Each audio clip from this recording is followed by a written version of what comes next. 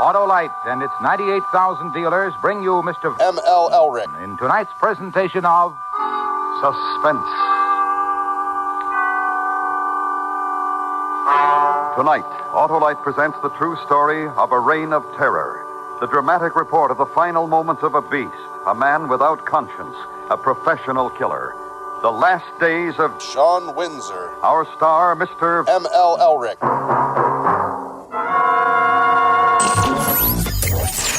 You asked interrogative Get your questions. finger out of my face. Get your finger out of my face. Take the first shot, then, if you want it, Get your counselor. finger out of my face. It's gone. What are you doing? What are you doing? Come on. That is not paid for by them. That is paid for by the people of Detroit. Let me tell you something. You want to go right now? Okay? You want to go right now, Elric? Hey, kids, it's your old pal, M.L. Elric, investigative reporter at Fox 2 and host of ML's Soul of Detroit. Today, we have a very special episode of Blossom, in which we bring on a guest who's going to teach us a little bit about life and a little bit about ourselves. Of course, I'm speaking of my old partner. Some would consider him a life partner. Yes, Jim Schaefer of the Detroit Free Press. Jim, thanks for coming in. Hey, thanks for having me, guys. And, of course, keeping this thing on track is Marc Fellhauer. Great to see. I see your picture of health once again. I know. That's the life with kids. I told you, you can't. It's the worst. You can't keep doing all that meth. It's bad for Maybe the that's teeth. what I need. Maybe that'll knock it out. You know what? Actually, I wouldn't try that. But if it works for you, let me What know. do you know? You're not a doctor. Well, I played one on. I haven't even played one on TV. I don't think we have soap operas on Channel 2 anymore because we have Wendy Williams with the Zeppelin report every day. Jesus.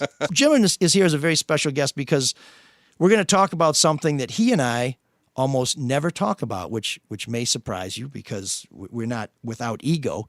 But this week is the 10th anniversary of the Detroit Free Press being awarded the Pulitzer Prize for local reporting for the work Jim and I and some other folks did.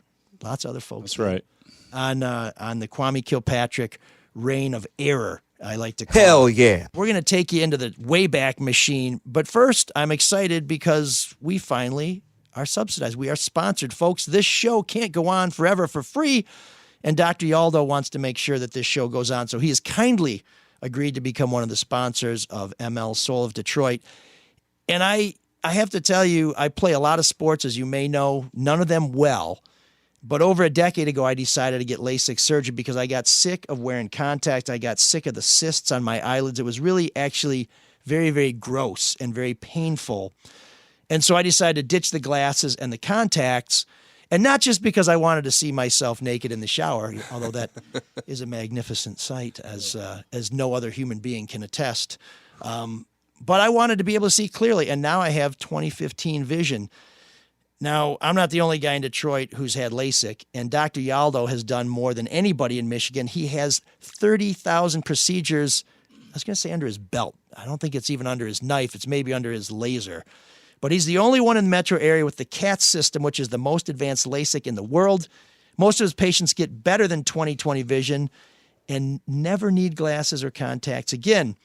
Summer's on the way, so I know if you like to swim. Have you ever swum with contacts in or swammed? It's the worst. Is it swum? I think it's swum. Swim. Either way, it's a bad idea. Don't do it. If you play ball, it does get hot in Michigan. We forget that. And the sweat gets in your eyes. Not fun. Get rid of the glasses. Get rid of the contacts. Dr. Y will make you, I was going to say cry rhymes, but he'll stop you from crying. So you can get sunglasses there if you just want to keep the sun out of your eyes, and they'll take care of all your vision needs. If you haven't had an eye exam, they'll help you out. It's covered by insurance. You may have a copay, but insurance will cover your eye exam, and they'll evaluate for eye surgery. That's free at the Yaldo Eye Center. He supports all the Red Shovel shows. We appreciate that. Of course, that's No Filter Sports, the flagship Drew and Mike podcast, and the No BS News Hour. If you go see the doctor, mention ML Elric or Soul of Detroit, and you'll get up to half off your procedure. Half off, but he'll do both your eyes, so that's a pretty good deal. That's 1-800-398-EYES, 1-800-398-EYES, or you can go to the YaldoEyeCenter.com. So thanks, Dr. Y. You've made this show possible, and now we're going to take you back to a kinder, gentler, simpler time. The sex and text scandals making headlines once again. Yeah, and as Fox 2's Amy Lange explains, the news organization that broke the story has just won the top honor in journalism. It's the story that rocked Detroit, a story that two reporters right here at the Detroit Free Press broke about a corrupt and criminal mayor. Now those reporters and this paper are being honored with the most prestigious prize in journalism. Ooh. The newsroom at the Detroit Free Press erupts in cheers, elation, as reporters ML Elric and Jim Schaefer learn they've won the Pulitzer Prize, even hoisting their editor into the air amid the excitement. An incredible moment for everyone at the Free Press, who's reporting on the mayoral scandal sent a disgraced Kwame Kilpatrick and his former lover Christine Beatty to jail for lying under oath and costing the city millions. Nobody was joyous that the mayor had gone to jail, but at the same time, I kind of was. We were very satisfied that the truth came out. You know, so many times politicians, people in power mislead the rest of us. And I think it's the job of a newspaper and us as journalists to go out and find out what the truth is. The more important thing was getting the story done and telling people who's really running the city and what's really going on. Still look young. But this is be a pretty close second. For Elric, it's a dream come true. The wisecracking journalist started his own newspaper when he was in 5th grade. His entire family lives in and around Detroit. His grandma called within moments of the Pulitzer being awarded to her grandson. I'm sure that this is her favorite story in 89 years of Detroit history. So as proud as I am of winning this thing, when I think about my grandma and my grandpa, that really makes me proud. And I wish my grandpa were here. A tender moment on an emotional day. For Schaefer, the moment still seems surreal. This is a clear-cut example of getting to the truth, and that's what we're all supposed to be doing, and it's really good when somebody recognizes that you've done it. I was glad to be a part of the team that was able to pull this off. Attorney Herschel Fink has spent many hours on the story as well, as has the entire Free Press team. A dedicated bunch of professionals proving once again the importance of journalism during a trying time for newspapers everywhere, an uncertain time in the news business as a whole. This is a tough story, and it's still a very tough story for a lot of people. This was about standing up, however, telling the truth against a ton of odds and never stopping until it came out. In Detroit, Amy Lange, Fox 2 News. Oh, that's cool, man. Yeah, it's Sean Windsor is in that. And I saw him weasel his way into your shot there. He looked old back then. Oh, come on.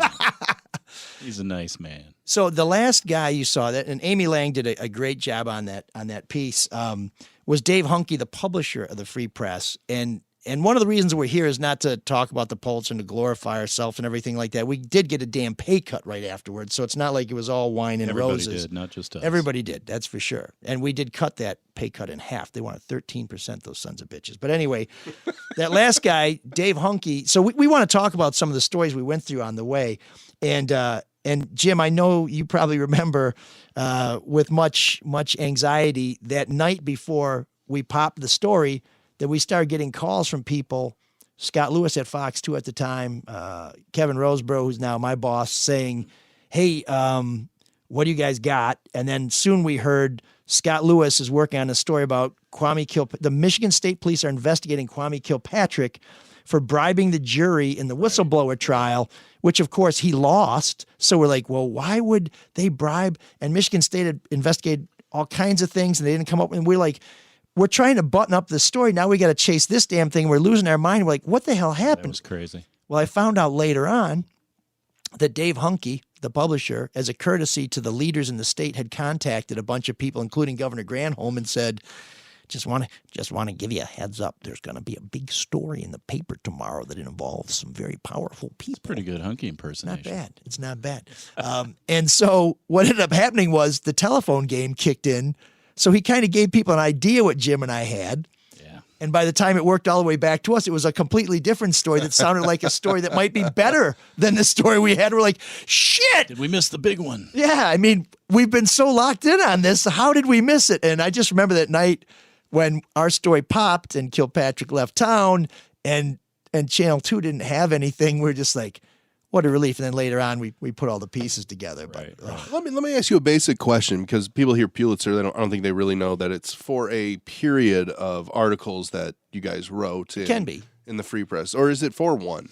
I mean, you guys won for a group of them, right, in 2008. Well, you're allowed to submit 10 entries. So okay. We took our 10 best stories and put them in there. And we actually materials. wrote hundreds that year and the following year. Yeah. Now, you had left the Free Press and came back. Right. So, but you had been there the whole time, right, Jim? Yep. So why did you go back?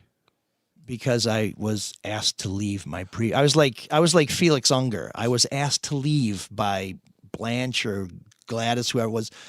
The Channel 4, which I later found out had sold me out to the mayor, exercised the option on my contract because I was due a big bump in pay.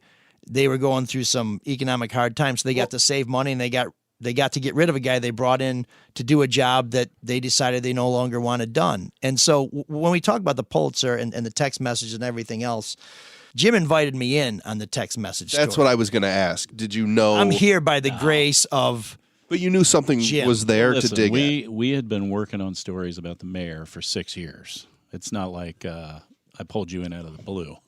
I mean, you invited me in, I saved your ass, but I mean, you invited me in. I just want to give you that credit. I'm not like turning over the keys First to the off, shop. I'd like to file a complaint with the producers of the show. I was promised we were going to be drinking Stroh's longnecks while we're doing it. Oh, you know what? What the hell? I forgot about that. Well, you didn't tell me until 10 o'clock that you were coming at 11 I o'clock. was busy yesterday. So I didn't have time to hit the bodega. Also, I do appreciate being invited on here. The green room experience sucked. Yeah. Yes, The oysters the are worst. chewy. They're wrapped in bacon. I gave up bacon for Lent. Bad news, that's What not the hell? bacon. We just had a bris. Oh, God. my God. Come on, man. I'll take it up with the network chief. It's a real honor to be in Drew's basement. If Drew was here, we wouldn't get a question edgewise because he is the biggest Jim Schaefer fan in the world, and we'd just be sitting here watching Drew pepper Jim. Drew is the man. So Channel 4 blew you out, but you had been working at stuff in City Hall, and you had been working continuously. Yeah, we've been working on a text message, not the scandal, but Kwame Kilpatrick since 2002, chasing around the Manoogian Mansion party rumor. We don't need to get into all the details of that now because we have 1,000 times over the years. But we started working 6 years together before we actually nailed the text message scandal.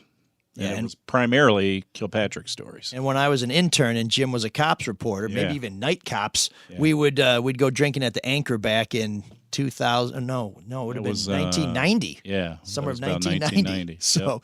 So we've known each other a long time. But one of the things people don't know, and it's, we try not to make a big deal of Pulitzer. I never even mention it to my students when I'm teaching. I figure if they're interested in it and they're reporters, they'll figure it out. But we almost won in 2006. I think we finished fourth. They only name the three finalists, but somebody from the newspaper chain was in there at the time and said, guys, you were the last entry that they took off the table before they named the finalists. So we had been doing some pretty groundbreaking. What story was that? It was all Kilpatrick. I mean, we had done stories about the Navigator, I think was part of Navigator, that. And the family charity. Yeah, and how he was spending we got his expenses. You remember that in May of that year? Second greatest Free Press headline ever, Kilpatrick expenses exposed. The greatest one was Mayor Too Wild for D.C. cops. Mm-hmm. Yeah, we had done a story about how Washington police refused dignitary protection for Kilpatrick when he came to visit D.C. This is a thing they offer to other mayors and other special people when they come to town. We'll give you our police officers to make sure your visit here is safe and fun. But he was going to these nightclubs, and they would ask you to check your guns at the door if you were a police officer. And the D.C. cops found out about that and were livid. I mean, they pulled their officers away from any future trips to D.C.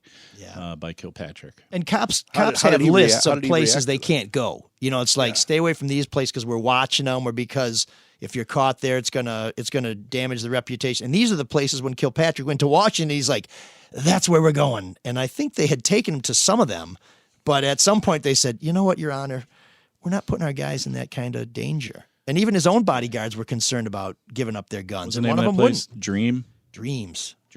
Spent $500 in there, something like that. Really? Night. Yeah. Of the city's money or his own? No, it was. It must have been on a credit card or petty Yeah, it was cash the if we city. found it. Yeah. I wrote about it. Yeah. Wow. So before the Pulitzers were awarded back in those days, there was someone who was a notorious leaker on the board, and she would leak out the list of finalists. And she had just left like that year. Or was sick or something. So all these finalists. She'd been eliminated because they figured out she was the leaker. Her term came up and they didn't bring her back. But so Jim and I were in New York picking up another award. And I think it was the Polk Award, which is. He says humbly. Well, I mean, we picked up a lot of awards. We could go through the list, but it's only an hour-long show. Could have just said we were just in New York. Well, I mean, why were we in New York? But most of my awards are in my closet, so I mean, I'm not big on the trophy stuff. But we have some friends at the New York Times, and so we went to go for a little visit while we were in town. And as we're there, do you remember what was happening? Yeah, they were walking around telling every member of the New York Times who had won a Pulitzer that they won a Pulitzer, and it was 3 days before the announcement. Yeah, they're pulling them in these little offices, and people just kind of walk out with like a shit-eating grin on their face, and they give us the thumbs up, and we're watching our phones to say, well, none of our bosses have called to say.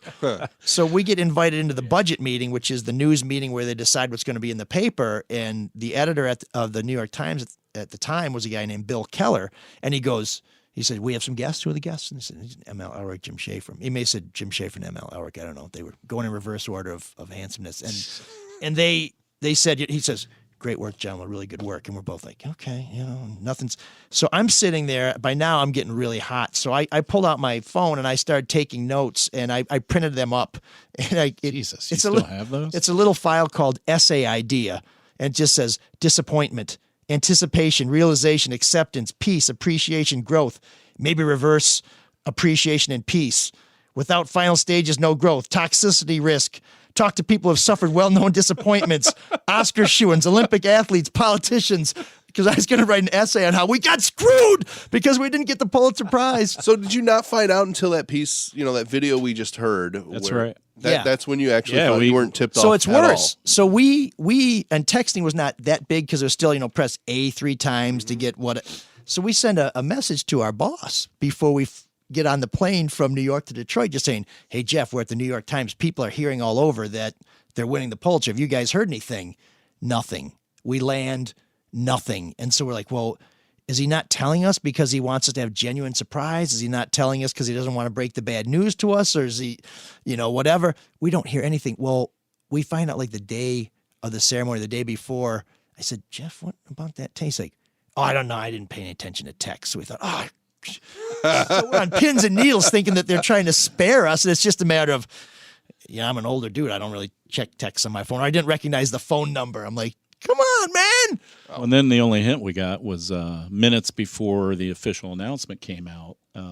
One of the top editors told us that there was a person from our company who had some inside information, and one of our editors saw him in an airport or something like that. Do you remember this? I he said, hey, what's the news? And the guy just gave him a thumbs up, which we didn't know if that meant how cryptic we won or weere finalists or whatever. Keep your chin up. You'll be okay. We really had no idea. In fact, they invited, I don't know if they invited or everybody crowded around our desks but in first, the corner of the newsroom. But remember, am I getting ahead of the story? No, yeah. So they wanted us to be in the middle of the newsroom, standing there, waiting for the announcement, like a couple of jerks on display. And Jim's like, we're not going to do that. So we had this. We stayed at our desks. These corner desks, and Jim's was like a landfill. You could barely get around it. Come on. And so we're sitting at the most hard place to get in the newsroom. Secrets and all of a sudden, of the city are on that desk. All of a sudden, people start converging on us. And I just bought a liter of Jameson,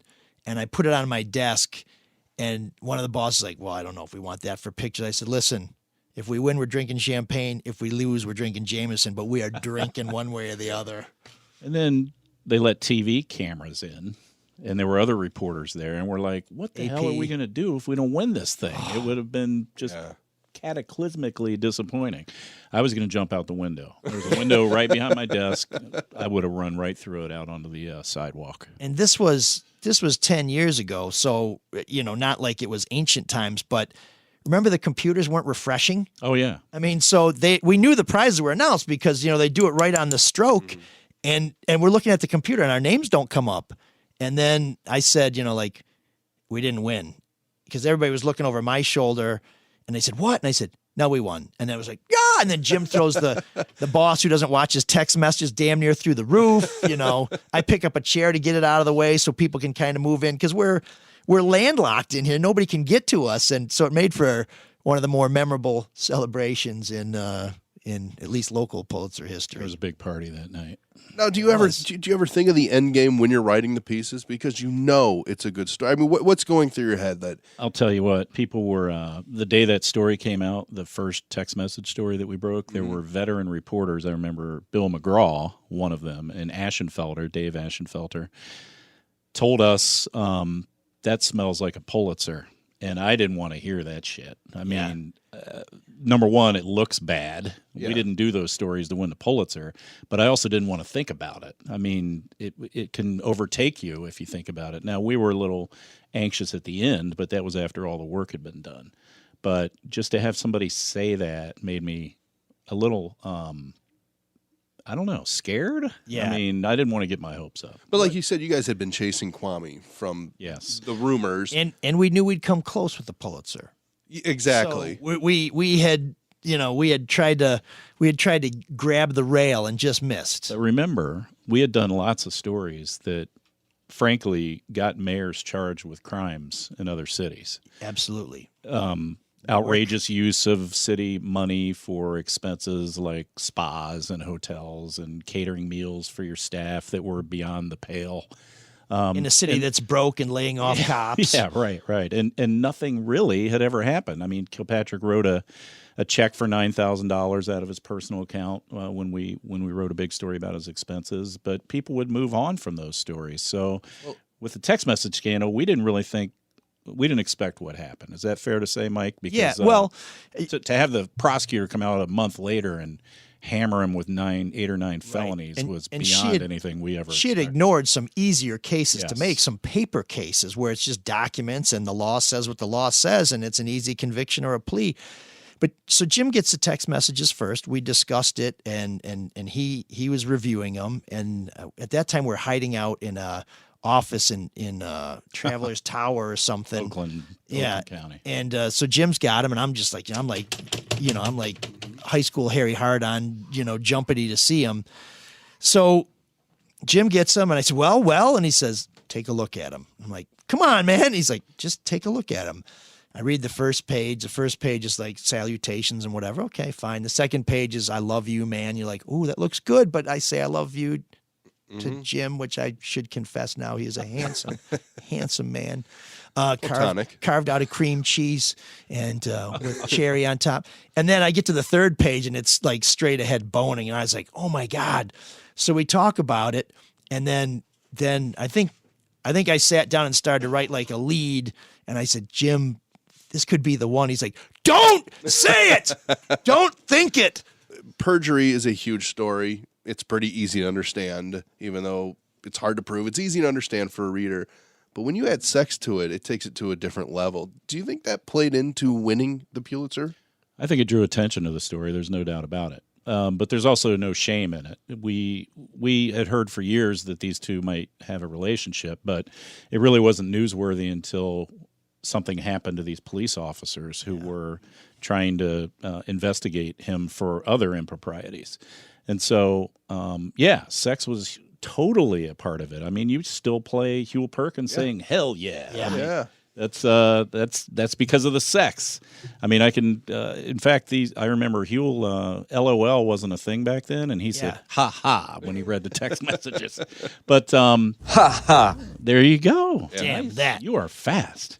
Damn that. Yeah, sex is a part of it. There is no doubt. But it went so far beyond that. And I have to say, we didn't agree with everything our editors did, but I think they were very responsible with the sex part of this. We could have buried people with what was in those text messages, humiliated other people who were uninvolved. They were mentioned in them. We never published them because we only wanted to publish enough to show without equivocation that there was a sexual relationship.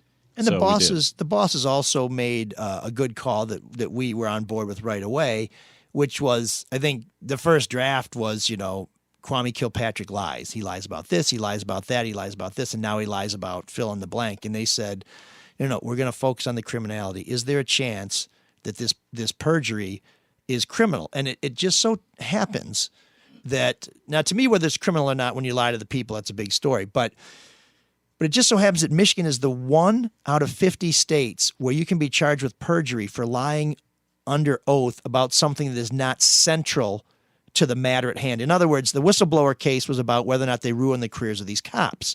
Whether they had an affair or not was sort of a tangential issue, but they damn well lied about that. And so in Michigan, this is the one state where you could bring a really strong case like that.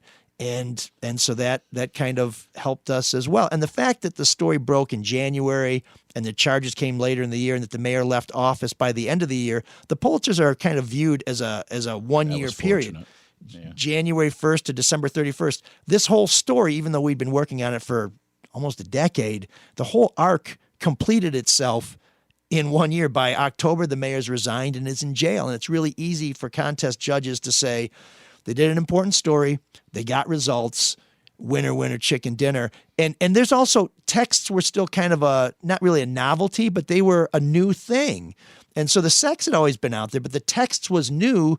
And when you look at the Pulitzers this year, there were 2 Pulitzers awarded for massacres. There was the Parkland one that went to the paper in Florida, and then there was the Pittsburgh thing. Pittsburgh one, the Post-Gazette won for the massacre at the synagogue. So, kind of guys with guns killing people. Gun control is a big issue right now, and massacres are a big issue. So those entries kind of have a leg up because they're I don't want to say the flavor of the month, but those are hot topics. Sex was a hot topic, but texts were kind of new. I think the only other text message story that had made headlines before that was Tiger Woods' wife finding his text messages and hitting with the golf club. So texts just were they just weren't in the public domain so much. And we put it out there. And this was the one story where the person who's being accused incriminated themselves with their own words. Are you surprised, Jim, that he lied under oath like that? No. I mean, he lied all the time. And he was very bold about it. And basically, he was fake news before Trump. I mean, I think that's a fair thing to say about Kwame Kilpatrick. Those two share the same trait in that they think that it's possible that nobody can impeach them, and even if they do, who cares, right? I mean, he would lie about every story that we asked him about, or just not respond to us at all. But lying to the paper is different than lying under oath, and he had a law degree. Yeah, but he's married. She was married. What's he going to say to a lawyer who he doesn't like, who's questioning about an issue that he thinks he has no culpability in? Well, just reading back on some of the articles, and I read that the city had been fighting the release of those texts for years prior, so he had to have known they were out there. Oh, that's a whole other story, man. Mike first FOIA'd them in what, 2004? 2002, right after he became mayor, like within 6 months, because I didn't know what the hell he was doing on his phone. We didn't know what text messages were. We had pagers. Yeah, they were the only ones that had those things. I mean, that's why it stood out. But, the city took the position that they weren't available to us because they were in the hands of a third-party vendor, this place down in Jackson, Mississippi. Yeah. And that's BS. We probably could have sued and won, but we didn't. Because we didn't know what was in them. Later. Right, right. Contrary to what Daniel Ferguson thinks, we did not have these before the trial, okay? Mm-hmm. Yeah, nobody. Believe me, we'd have blown up the bridge as soon as we could. Did he say that? Oh, yeah. Yeah. Check out the Kwame Why does Bro that even show. make sick? Why does that make sense? I mean, why would we sit on Because when the earth is flat, all kinds of goofy shit happens. Well, you guys got him right after the trial. Yeah.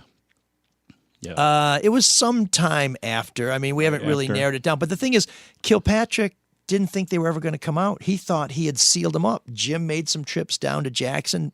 Jim is one of the most persuasive dudes you're ever going to meet, which is why he's not still single, because he doesn't bring a lot to the party. But he can talk people in all kinds of situations.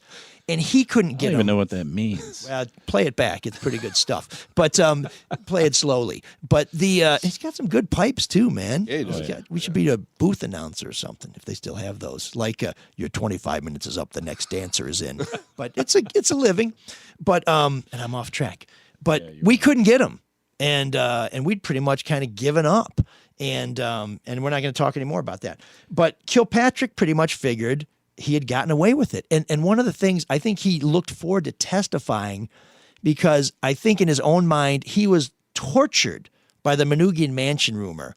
And I think he felt that if I got on the witness stand and I swore to God that it didn't happen, I am a lawyer, I do know the law, people in Detroit would say, well, a lawyer who knows the law, who believes in God, who swears not to tell a lie, would not tell a lie, so I'm going to put a stake in this thing once and for all. And it was the way that whole thing tortured him that undid him. He didn't just deny it. He went on a speech, about how a soliloquy. It's offensive to assume that every woman who is successful in the workplace is sleeping with her boss. Mm-hmm. My mother's a congresswoman. My aunt was a state legislator. People in positions of power always think, or women who attain positions of power are always looked at with a side eye. I mean, he made a huge point about that. And it was a beautiful speech. Based on a lie. And the jury didn't buy it. I mean, we left a testimony that day feeling like, well, Kilpatrick, he's a masterful orator. He just blew this case up. Yeah. The jury came back in like an hour and they said, and we got to talk to one or two of the jurors and they just said, we just figured, politicians talk good. That's all he did. It was more politicianing. Yeah. And we rang him up for $8 million or $7 million or whatever it was. Yeah, it was 6, and then it with interest it ended up 8.4. In the 10 years since, how many Pulitzers has the Free Press won or come close to? One. Stephen Henderson won for editorial page commentary. So it doesn't happen every year. Writing about the bankruptcy that Kilpatrick brought on. So. Yeah, right. The Pulitzer that we won, and sounds like I'm bragging, which I don't like to do normally. But it was the first reporting. You guys won't say it, but it's a big got Midwestern guys talking about winning awards. It's not going to go very far. It was the correct me if I'm wrong. It was the first reporting Pulitzer that the Free Press had won since coverage of the riot. Yeah, 67. Yeah, they won in 68. Yeah. Yeah, so it's a big deal. 40 years. That was pretty cool. We did win a couple photography Pulitzers in the meantime. Yeah, and the Free Press for a long time was known as a photo paper. And while other newspapers across the country have been getting rid of their photo staffs, the Free Press continues to have not just one of the best visual presentations in the country and one of the most talented photography staffs. They've grown out and they put on this Free Film Festival, which just happened last weekend. The Free Press has been a great paper for a long time. It's still a great paper. I subscribe. I don't always agree with it, but I always give them my money. I encourage you to do the same thing because you've heard me say it on this show before. If we don't support these news organizations, we can't complain about them, and everybody likes to complain, damn it. It's sort of like if you didn't vote, don't say anything to me about how the country's run. You've got to support the institutions and the entities that you demand quality from. You are responsible. So come on. Thanks. Appreciate it. I figure I probably owe you sponsor. I probably owe you guys one for. I'll give you a rate card on your way out. But Jim, I don't ask this because I work at Fox 2 and I'm very competitive. But what's the next big story you guys are doing? A Jennifer Dixon piece, which you can bet is very well researched and reported. It involves the death of a worker at Little Caesars Arena. Oh, I think I've heard about this story. So. Folks, this is a classic example of everybody moves on from a story and then the reporters go back and they get to the truth. Even when it's been verified, certified, homogenized that what happened was cool, looks like they found out that it wasn't. So you can find that at freep.com, but better yet, put $1 in the box at the store and get the hard copy. That's what really keeps this going. So, and Jennifer played a big role in our Pulitzer investigation and our coverage in trying to connect the dots in the text messages that showed the criminality, the Bobby Ferguson role in all this, which ended up being a major part of the federal criminal case against Kilpatrick. And one of the things I was always gratified when we were done doing these stories, we would read the indictments and we kind of won a Pulitzer Prize for plagiarism. We took the mayor's words and put them in the paper and we got an award.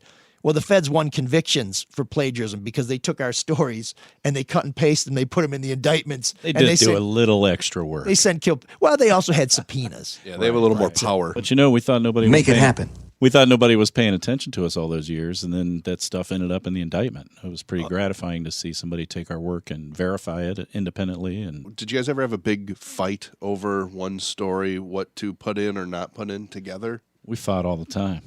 Yeah, but I don't think we ever fought over content.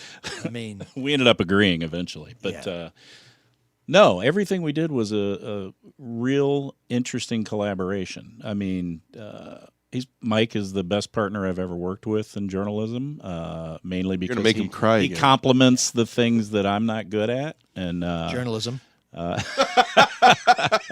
We had different sources. I was a criminal justice guy, and he was had his hand in politics locally and around the state of Michigan, and things just came together. I mean, it was But there was never one thing you're like, we need to follow this road, and the other one was like, no, there's nothing there. There was one time when we interviewed, and I hesitate to say interviewed because we didn't put him on the record, but we were on Lou Beatty's porch. That's Christine Beatty's cuckolded husband.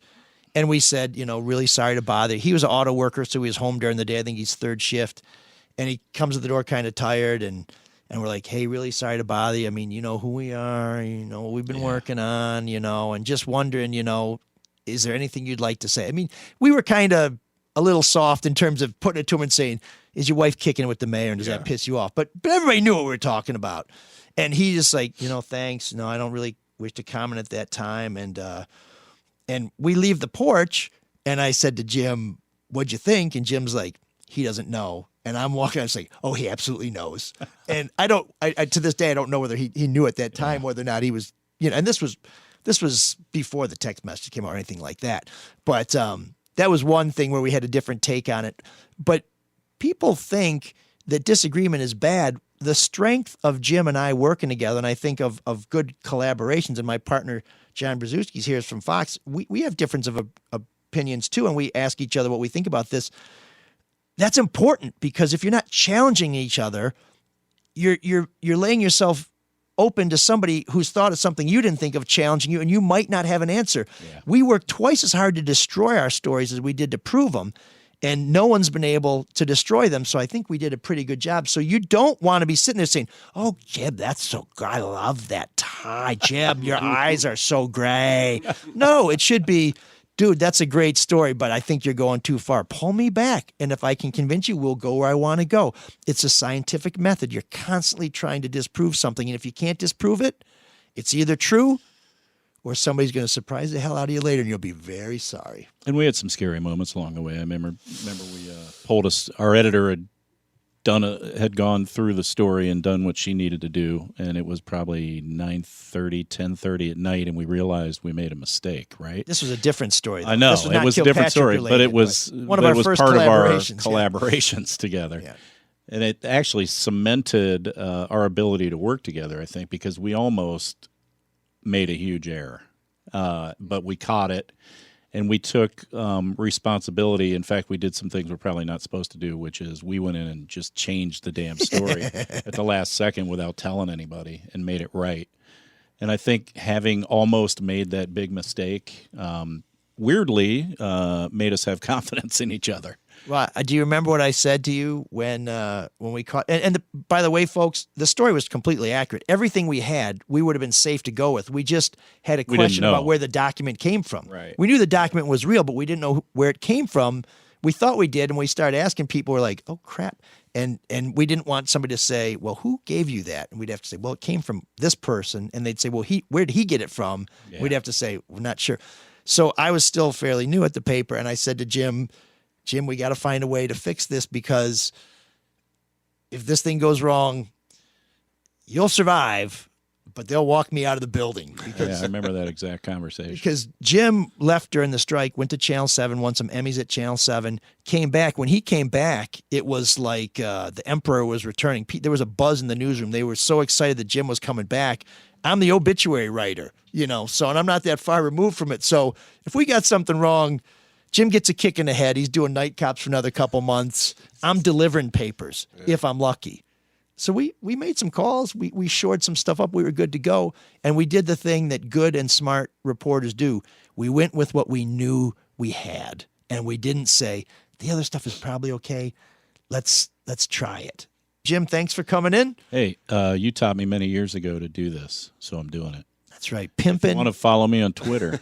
Hey, Get in there. Get in there. At Detroit Reporter. Let's see how many people actually listen to the show. And what about Facebook? Yeah, I'm all over Facebook. Wolverines suck at Facebook. Is that your Jim's a Buckeye here, folks? I am. Go Bucks. I probably just pissed off probably 3/4 of your listenership. Well, that's 3 people. Sorry about that. I'm from there, which is good. You wouldn't want to be a dick and be from Michigan and root for Ohio State. Right. Yeah. Yes. No, he made the right call. He's from Ohio and he moved to Michigan. Loyal. That's right, it. Right. And we'd love to have you back, talking about some other stuff. And I promise next time, beers. Unlike Kwame Kilpatrick, the beers really will be on me. I won't change my mind on anything, regardless of the facts that are set out before me. I'm dug in, and I'll never change. Very nut. Very nut. Very nut infinity. Very infinity +1. No. Joining us for our great debate is my friend and sometimes rival, and sometimes he just admits it. You know what, Elric? You got it. You nailed it. He never seems to do that when we're rolling tape. But it's Sean Windsor of the Detroit Free Press, columnist extraordinaire. Sean, where are you today? Are you Milwaukee? Are you Minnesota? Are you being processed on your way out of the detention center? Where are we catching you? Ann Arbor. I know that's your favorite place. I love Ann Arbor. I love deli sandwiches that cost more than my Social Security check. Oh, yeah, that's the only place. That's it. Where they're that expensive. Absolutely. Absolutely. You're not on the side of the road? I heard you had tire trouble. I did, and I was waiting for Mike to come change it, and he said he would, but I guess he doesn't know how to change a tire. So. Well, I knew you'd be able to inflate them yourselves, given some of your skills. Oh, my goodness. Well, Ann Arbor is kind of a very topical place to be. It's very appropriate for once because it involves basketball players who are abandoning the institution that they claim to love. And I think it's outrageous. You don't see it as birds leaving the nest? I see Poole, I see Iggy saying, if I stay here, I could be a part of something special that I'll always have my entire life, and I'll be a champion, or I can be a champion if I stay and do these things that I say in post-game interviews are so important to me. It's about the team. It's about the togetherness. It's about the program. If you were a journalist working at the Michigan Daily and you had the opportunity to go write for the Times or the Post and make money on it, would you do it? Or would you stay for the experience of writing at the Daily? Well, of course, you forget that if I was writing at the Daily, I would not be getting a $25,000 to $50,000 education for free clothes, free food, free tutoring, free coaching, free conditioning, free everything. Well, they get some coaching and mentoring. But I had a chance to leave the Free Press for the Chicago Tribune after Jim and I won the Pulitzer, and the Free Press won the Pulitzer, and I decided to stay. So I guess I would say I stayed because what's important to me, and I've had lots of opportunities to leave the Free Press or Detroit, is because, and the only reason I left the Free Press is I couldn't do what I do because they kind of chickened out, is I'm here because this place matters to me, because the work is important to me, and my goal is to make a difference someplace that I love. I'm just confused, Mike. You said you wanted to, or you chose not to go to Chicago, but then you left anyway. So you're contradicting yourself. Is that no? right? If Beeline told Poole and Iggy that they couldn't play basketball anymore, then I would let them be the birds that fly free in the blue skies. But I've stayed in Detroit. My commitment is to the institution of Detroit. So you think it's wrong for players to leave early?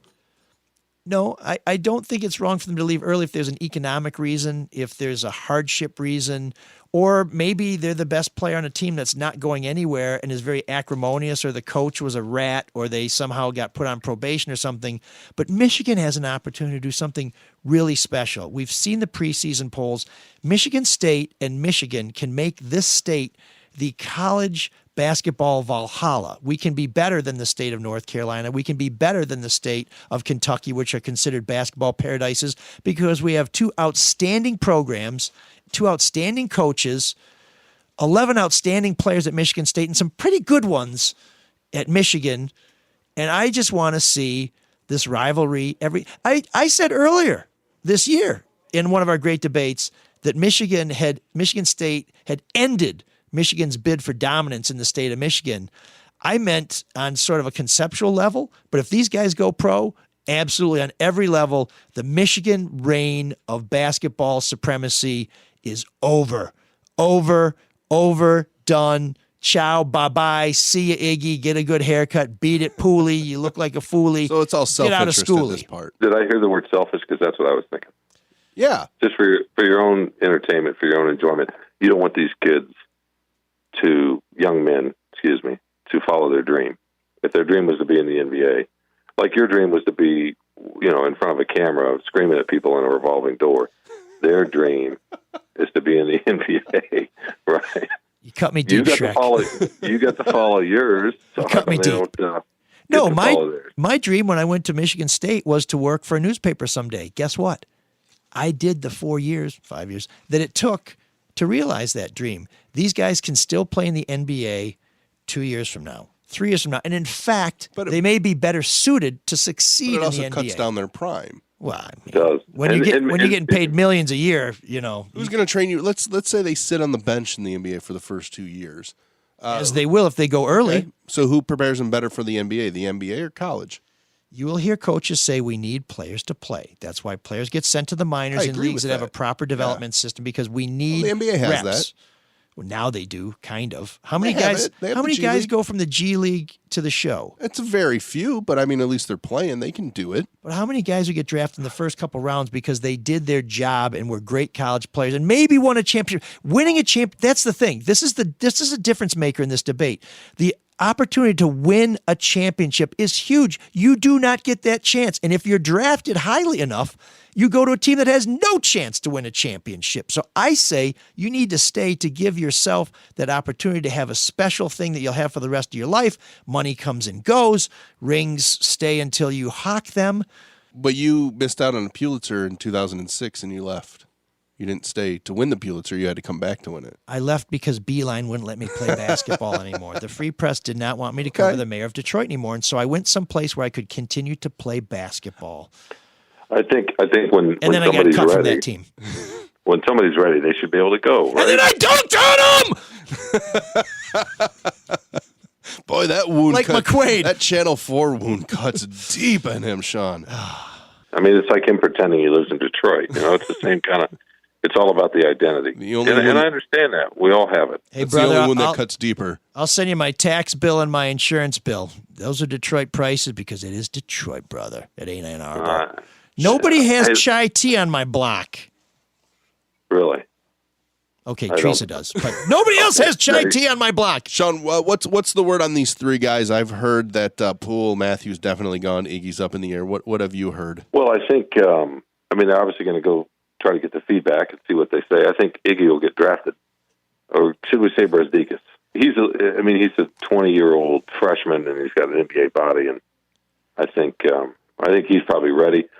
Matthews, he came back last year. Mm-hmm.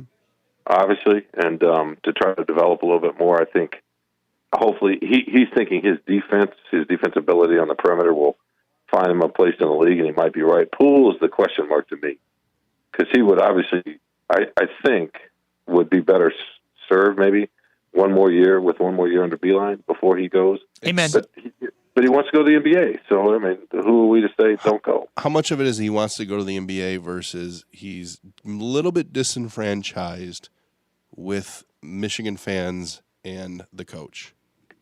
I don't know about the fans as much. I mean, I'm sure he doesn't like sure he hears the noise of him not reaching his potential and him trying to figure out, what a good shot is. He certainly hears that part of it from the coach. But Beeline has a pretty good track record of developing guys. And well, as the prostitute asks for her phone back, we're starting to get a little breakup on the signal. We're going to leave Sean Windsor there.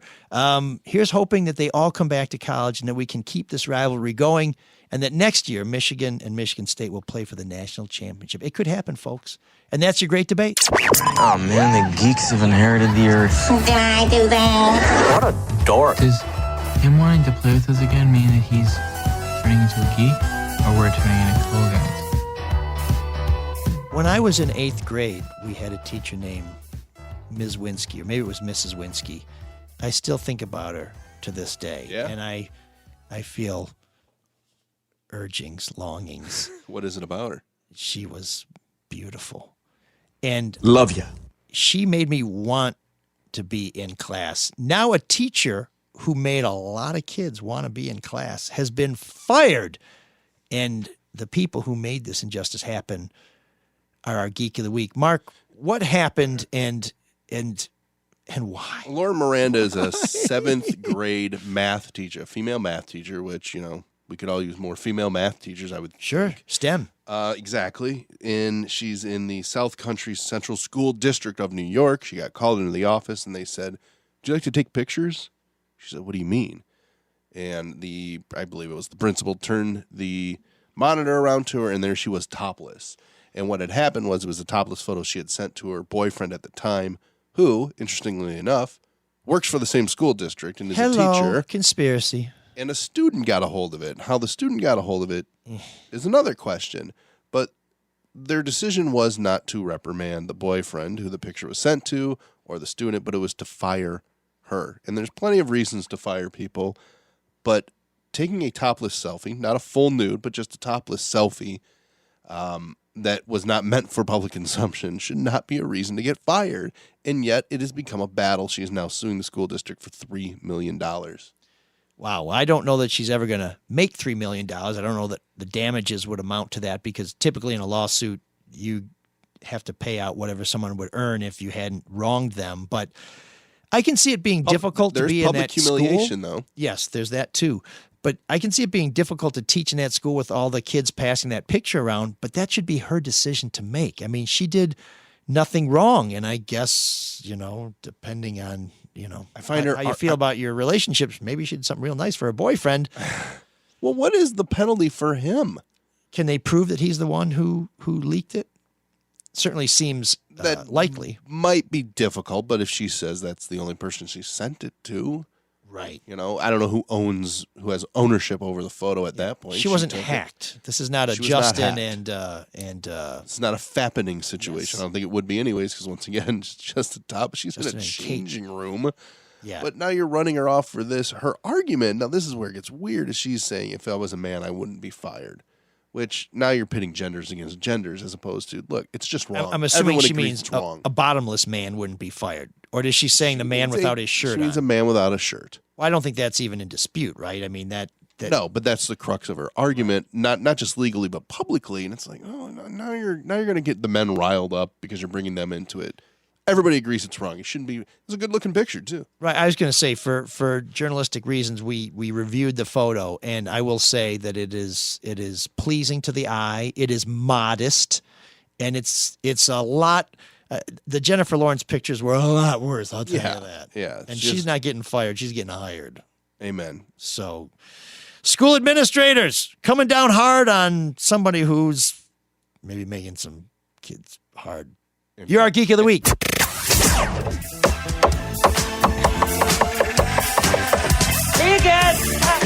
There's an all-night party in room 7609.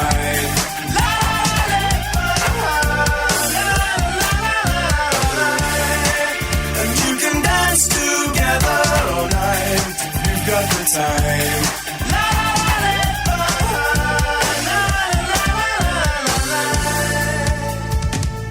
So I was working in the yard the other day, and I noticed darling buds pushing up through the earth. And the Darling Buds is a big English show, the Darling Buds of May. And I know it's April, but it's kind of May-like. And when I think of the Darling Buds of May, I don't think of the English show because I've never watched it, but I think of the Darling Buds, the band, who took their name from the show, the Darling Buds of May. And the lead singer, she's darling. So here are the Darling Buds with It Makes No Difference. Another female lead in room 7609. Yes. I might have a thing going here. I would say you do.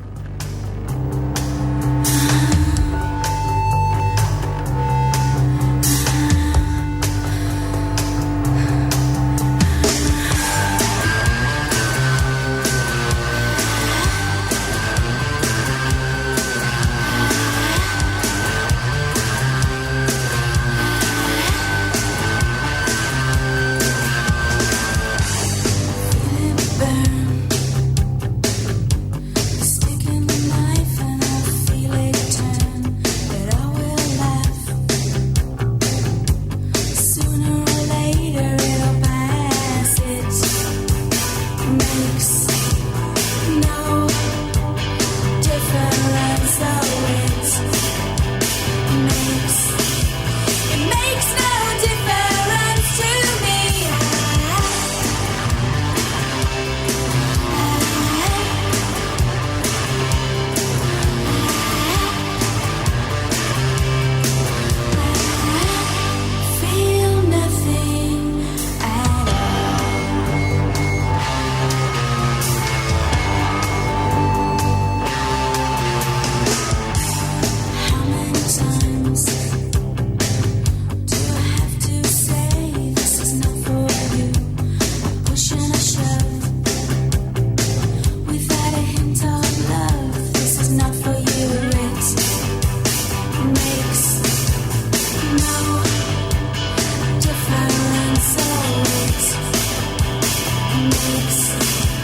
It makes no difference to me.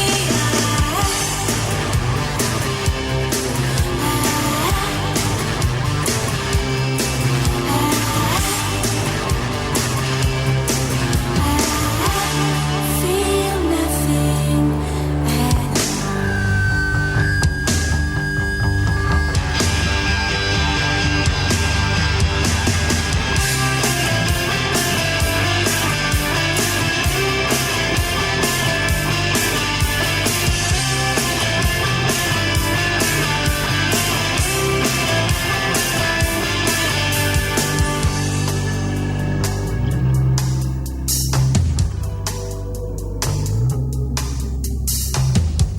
at watching you.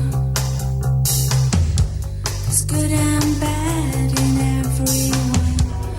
What I see makes no difference to me.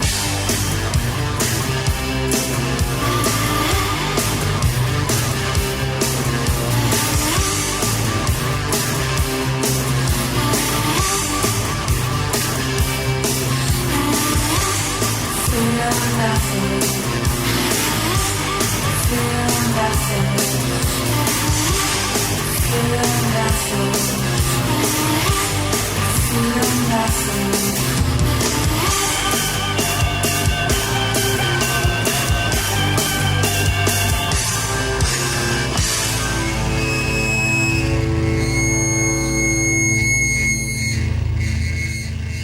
Oh, man.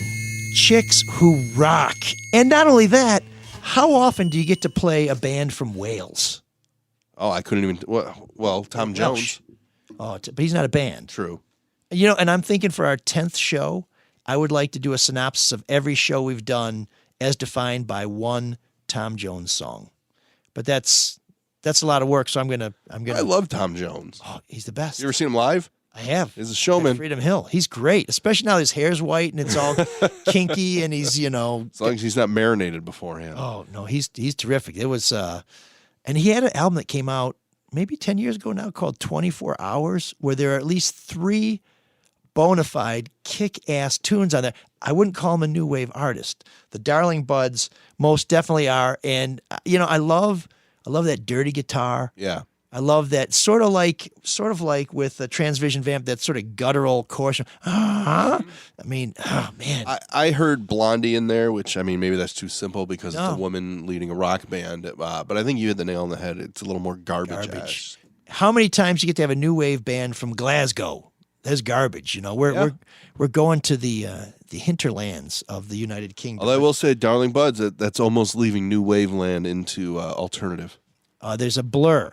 It's a big category. Not to be confused with the band Blur. Yes, which I would also say is borderline new wave. Oh, that's Britpop. And James and another great band. I know. The only band out of Manchester that Morrissey likes. Wow, I'm surprised he likes them. He doesn't like anything. By likes, he doesn't hate them. It doesn't depress him. He hasn't slagged them off in the New Musical Express, so that's Ma's love for you. And we have mad love for you. Thank you for joining us on this week's episode of ML Soul of Detroit. You can find us on Twitter and Facebook. Send us an email at mlsoulofdetroit@gmail.com. Give us a call, 313-288-9070. That's 313 Butterfield 89070 for the cool guys. You've been listening to the Red Shovel Network. Dr. Yellow, thanks for supporting us. Please support all of our shows. Cyrus, take us out. Can you dig that? Can you dig it? Can you dig it?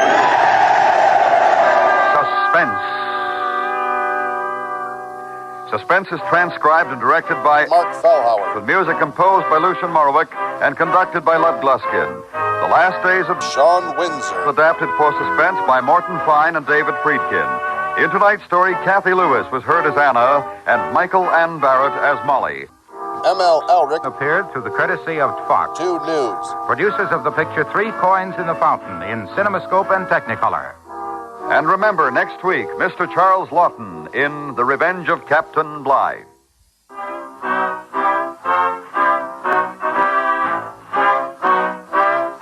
This is the Red Shovel Network.